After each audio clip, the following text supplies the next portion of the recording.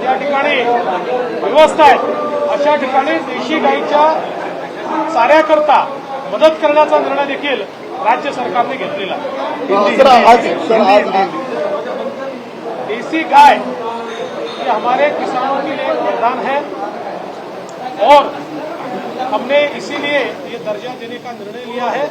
और साथ में हम लोगों ने जो हमारे यहाँ पर पांजरपोड़ होते हैं वहाँ पर भी जो देसी गौ माता है उसके परिपोषण के लिए उसके चारे के लिए मदद करने का फैसला किया है। सर आज महत्वपूर्ण अनुसूचित मेळावा पार पडलेला आहे। संविधान बदलाचा जो नरेटिव्ह विरोधकांकडून सेट केला जात होता तो नरेटिव्ह कुठेतरी फोडण्याचा प्रयत्न केला होता, काय सांगा सर, काय झाला?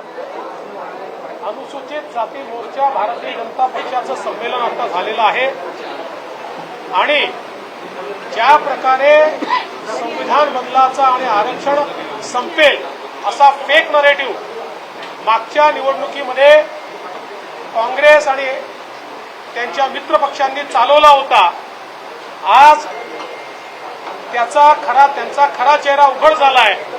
राहुल गांधींनी अमेरिकेमध्ये जाऊन आरक्षण संपवण्याचं जे स्टेटमेंट केलं त्यातनं यांचे खरे दात काय आहेत, त्यांचा खरा चेहरा काय आहे हा समोर आलेला आहे। आणि म्हणून आज अनुसूचित जाती मोर्चाने हा निर्धार केला आहे की एकीकडे राहुल गांधींचं जे सत्य आहे, काँग्रेसचं जे सत्य आहे की आम्ही समाजासमोर आणू आणि दुसरीकडे आपल्या सरकारने आमच्या सरकारने अनुसूचित जातीकरता केलेले जे विविध कार्यक्रम आहेत ते देखील आम्ही जनतेमध्ये घेऊन जाऊ।